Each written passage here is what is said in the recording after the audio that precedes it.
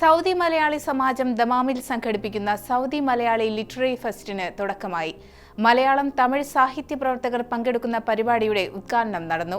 എഴുത്തുകാരായ Zacharia, Perumal Murugan, Rajasree, Akhil P Dharmajan, Rahman Kidangayam എന്നിവർ പങ്കെടുത്തു. Saudi Malayali സമാജം സംഘടിപ്പിക്കുന്ന സൗദി മലയാളി ലിറ്റററി ഫെസ്റ്റിന് ദമാമിൽ പ്രൗഢോജ്ജലമായ തുടക്കം. തമിഴ് സാഹിത്യകാരൻ പെരുമാൾ മുരുകൻ ഫെസ്റ്റ് ഉദ്ഘാടനം ചെയ്തു.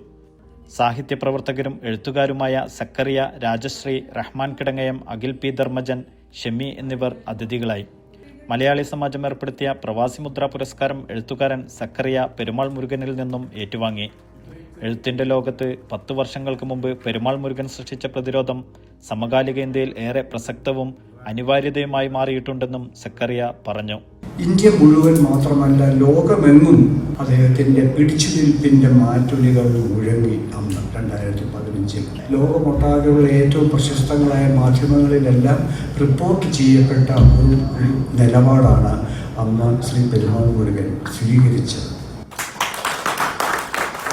മലയാളി സമാജം പ്രവർത്തകൻ ഷനീബ് അബൂബക്കർ രചിച്ച ഇംഗ്ലീഷ് കൃതി സമറിന്റെ കമർ പേജ് പ്രകാശനം എഴുത്തുകാരി രാജശ്രീ, യുവ എഴുത്തുകാരൻ അഖിൽ പി ധർമ്മജൻ എന്നിവർ ചേർന്ന് നിർവഹിച്ചു. പെരുമാൾ മുരുകൻ, രാജശ്രീ, അഖിൽ പി ധർമ്മജൻ, റഹ്മാൻ കിടങ്ങയം, ഷെമി എന്നിവരെ ചടങ്ങിൽ ആദരിച്ചു. സാഹിത്യപ്രവർത്തകർ സദസ്സുമായി സംവദിച്ചു. Malayali Samajam president Sajid Arattupuzha, camp director Malik Maqbool എന്നിവർ സംസാരിച്ചു. ജലീലിയോ, സജി മാർക്കോസ്, പ്രവിശ്യയിലെ സാമൂഹിക സാംസ്കാരിക രംഗത്തുള്ളവർ എന്നിവർ സംബന്ധിച്ചു. വ്യത്യസ്ത സെഷനുകൾ ഉൾപ്പെടുത്തിയുള്ള ഏകദിന സാഹിത്യ ക്യാമ്പും ദമാമിൽ പുരോഗമിക്കുകയാണ്. ഡോക്ടർ സിന്ധു ബിനു, ഷനീബ് അബൂബക്കർ, ഫെബിന സമ്മാൻ, മലയാളി സമാജം ഭാരവാഹികൾ എന്നിവർ നേതൃത്വം നൽകി. Media 1 Dammam.